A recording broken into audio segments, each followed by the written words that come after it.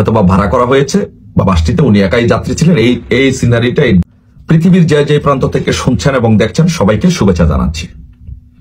আজকে আমি বিএনপির ভারপ্রাপ্ত চেয়ারম্যান জনাব তারেক রহমানের কাছে এবং বিএনপির নেতা কর্মীদের কাছে আমি কিছু প্রশ্ন করতে চাই এবং কিছু জিজ্ঞাসা করতে চাই। যে সেটি হলো যে আমরা সাম্প্রতিক কালে দেখেছি যে গত পরশুদিন সম্ভবত যে জনাব তারেক রহমান লন্ডনে লাল বাসে উঠছেন, ওয়েস্টার টাচ করে বাসে উঠছেন এবং বাস থেকে নামছেন। এগুলো দিয়ে বিএনপি প্রচারণা চালাচ্ছে যে লন্ডনে তারেক রহমান স্বাভাবিক জীবনযাপন করে। কিন্তু এখানে দুইটা প্রশ্ন। নাম্বার ওয়ান হচ্ছে যে লন্ডনে ভাই এই জিনিসটা কোনো অস্বাভাবিক বিষয় না যে তারেক রহমান একাই লন্ডনের লাল বাসে চড়ে। এই দেশের প্রধানমন্ত্রী বরিস জনসন সে সাইকেলে চড়তো, আপনি তো লাল বাসে চড়েছেন, সাইকেলে চড়তো। সো এটা কোনো অস্বাভাবিক বিষয় না। আর দ্বিতীয় কথা হচ্ছে আপনি যে বাসটিতে চড়েছেন সেই বাসটিতে কিন্তু আমরা তো সচরাচর বাসে চড়ি এবং দীর্ঘদিন যাবত লন্ডনে থাকি।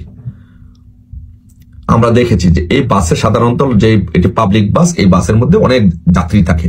সো আমি খুব ভালো করে দেখার চেষ্টা করলাম, এই যে আপনাদের সুবিধার্থে আমি বাসটা উনি যে উঠেছে এটা চিত্রটাও দিলাম। দেখেন এই বাসে কি কোনো যাত্রী আছে? বাসে কোনো যাত্রী নাই।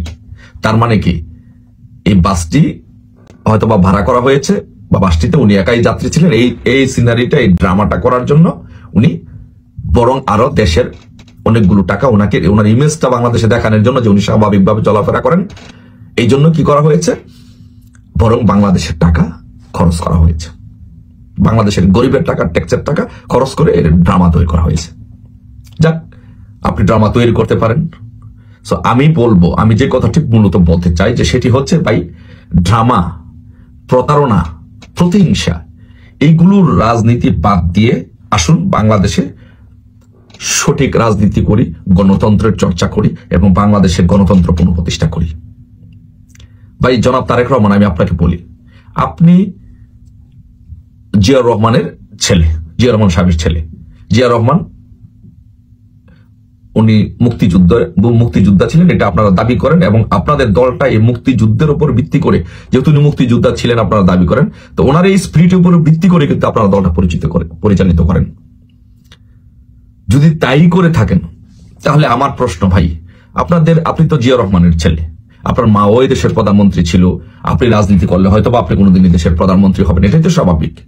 তো তাহলে যদি আপনার বাবা যদি দেশের রাষ্ট্রপতি হয়ে থাকে, আপনার মা যদি প্রধানমন্ত্রী হয়ে থাকে, তাহলে ভাই জনাব তারেক রহমান আপনার এরকম প্রতারণা, প্রতিহিংসা, এগুলো রাজনীতি করতে হবে কেন ভাই? কেন আপনাদেরকে প্রতারণা এবং প্রতিহিংসার রাজনীতি করতে হবে? আপনি আমাকে বলেন। আমি আপনার জন্য, আপনার নেতা কর্মীদের জন্য এবং দেশবাসীর জন্য আপনাকে কিছু উদাহরণ দিচ্ছি। আচ্ছা বলেন তো ভাই, 91 সালে নির্বাচনে যখন আপনারা ক্ষমতায় এসেছিলেন, আপনার মা ক্ষমতায় এসেছিল, তখন 15 ফেব্রুয়ারি নির্বাচনটা দেওয়ার কি দরকার ছিল? মাগুরা নির্বাচন করার কি দরকার ছিল? মিরপুরে নির্বাচন করার কি দরকার ছিল? সো এইগুলো করে বাংলাদেশে প্রথম রাজনীতিতে নির্বাচনটাকে বিতর্কিত কে করেছে? আপনারা করেছেন। আচ্ছা ভালো কথা, আপনারা বিতর্ক করেছেন। সেই প্রেক্ষাপটে আওয়ামী লীগের আন্দোলনের ফলে 1996 সালে যখন তত্ত্বাবধায়ক সরকার আসলো, সেই নির্বাচনে আওয়ামী লীগ বিজয়ী হলো, বঙ্গবন্ধু কন্যা এই দেশের প্রধানমন্ত্রী হলেন। আচ্ছা বলেন তো, বাংলাদেশের ইতিহাসে আপনি একটি নির্বাচন দেখাতে পারবেন যে একটি ট্রানজিশন, পাওয়ার অফ ট্রানজিশন, একটি ট্রানজিশন দেখাতে পারবেন যে কেউ শান্তিপূর্ণভাবে ক্ষমতা হস্তান্তর করছে, কোন রাজনীতিবিদ, কোন প্রধানমন্ত্রী দেখাতে পারবেন না। সেটা কে করেছে? প্রধানমন্ত্রী শেখ হাসিনা সেই কাজটি করেছে। একমাত্র প্রধানমন্ত্রী শেখ হাসিনা বাংলাদেশের শান্তিপূর্ণভাবে ক্ষমতা হস্তান্তর করেছে 2001 সালে, এবং সেই সময় আপনারা ক্ষমতায় এসেছেন। কিভাবে এসেছেন, কি হয়েছে, কারচুপি, সেগুলো নিয়ে কথা বলবো না, বাট আপনারা ক্ষমতায় এসেছিলেন। তাহলে বাংলাদেশে কে গণতন্ত্রের বীজ বাংলাদেশে বপন করেছে? কে? বঙ্গবন্ধু বপন করেছে এবং তার কন্যা শেখ হাসিনা করেছে। আপনারা কিন্তু করতে পারেননি। তারপরে যখন 2001 সালে যখন নির্বাচন হলো, আপনারা যখন ক্ষমতায় আসলেন, এসে আপনারা কি করলেন দেখেন। বাংলাদেশে আপনারা এই বাংলাদেশে প্রতিহিংসা এবং প্রতারণার রাজনীতিটা কিন্তু ভাই আপনারা চালু করেছেন। সো আপনারা যেটা করলেন 2001 সালে ক্ষমতা আসার পরে আপনারা দুইটা কাজ করেছেন। এক হচ্ছে আওয়ামী লীগকে নিঃশেষ করার জন্য, আওয়ামী লীগের নেতা কর্মীদেরকে একদম স্ট্রিম রুলার চালিয়ে নির্যাতন করেছেন। আর দ্বিতীয় যে কাজটি করেছেন এবং তৃতীয় যে কাজটি করেছেন সেটি হচ্ছে যে 21শে আগস্টে গ্রেনেড হামলা করে বঙ্গবন্ধু কন্যাকে সরিয়ে দেওয়ার জন্য আপনারা গ্রেনেড হামলা করে আপনি সেই গ্রেনেড হামলা মামলার আসামি। আপনি 23 জন মানুষকে স্পট ডেড করেছেন, হত্যা করেছেন এবং বঙ্গবন্ধু কন্যা সহ অসংখ্য মানুষ আজও মৃত্যুর সাথে পাঞ্জা লড়ছে। তাহলে ভাই আপনি বলেন, বাংলাদেশের রাজনীতিতে এই প্রতিহিংসা পরায়ণ রাজনীতি, খুনের রাজনীতি, নিঃশেষ করে দেওয়ার রাজনীতিটা কে চালু করেছে? আপনার দল করেছে, আপনি করেছেন। কেন আপনাকে এই কাজটা কেন করতে হবে? এই প্রতারণার রাজনীতি না করলে তো পারতেন। তারপরে নির্বাচন প্রক্রিয়াকে বিতর্কিত করেছে।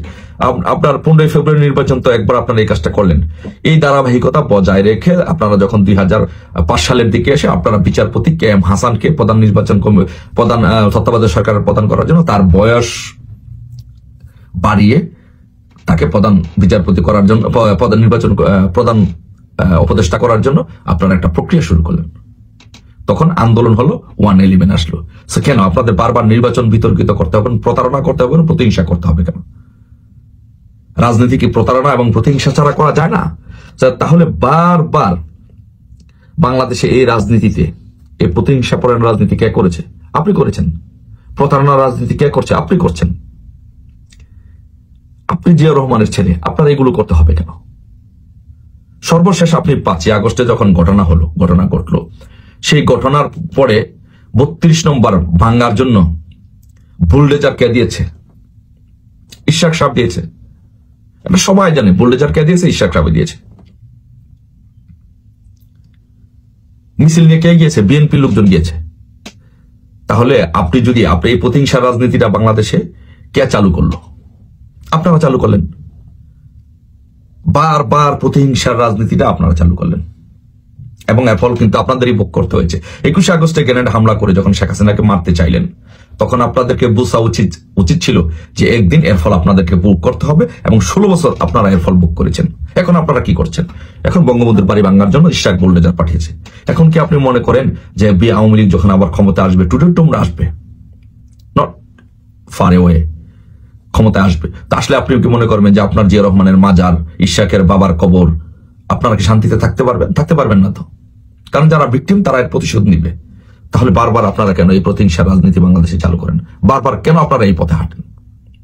সর্বশেষ এখন যে বিষয়টি নিয়ে কথা বললে, যে জুলাই সনদ, আপনারা জুলাই সনদ দিচ্ছে আর আপনি চুপ করে বসে থেকে জুলাই সনদকে সাপোর্ট করে যাচ্ছেন। আপনি কি জানেন যে এই জুলাই সনদ যে আপনাদের অপমৃত্যু ডেকে আনছে, রাজনৈতিক অপমৃত্যু ডেকে আনছে? এই জুলাই সনদ আপনারা রাজি হওয়া, এগ্রি হওয়া, জুলাই সনদ দেওয়া মানে হচ্ছে বাংলাদেশে আপনাদের বিএনপির কফিনে শেষ পেরেক ঢুকে দেওয়া হলো। আপনি দেখেন, আমি তো বললাম আমি রাজনীতি করা মানুষ, ঢাকা বিশ্ববিদ্যালয়ের ঘাসের ওপর দিয়ে হেঁটে হেঁটে রাজনীতি করা মানুষ, রাজনীতিটা বুঝি, ভালোভাবে বুঝি।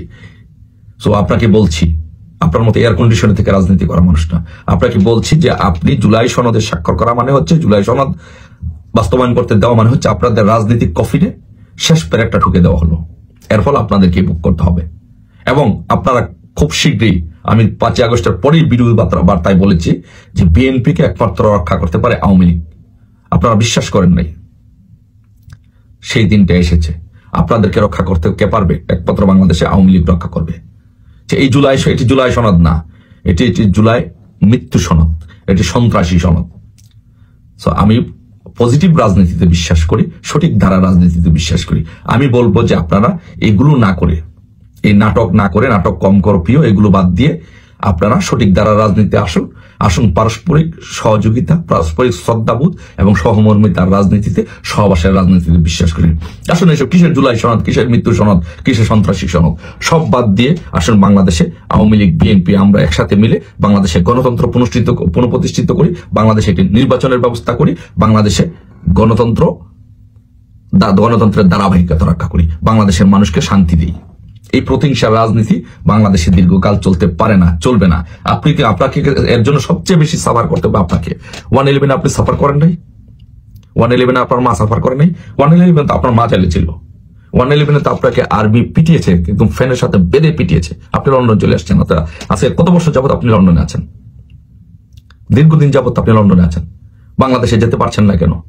কিসের বই আপনি যেতে পারছেন না? কারণ আপনি জানেন যে আপনি প্রতিহিংসার রাজনীতি করেন। আপনার বাবাও প্রতিহিংসার রাজনীতি করেছিল। এই প্রতিহিংসার রাজনীতি ছাড়েন, সঠিক দ্বারা রাজনীতি করেন।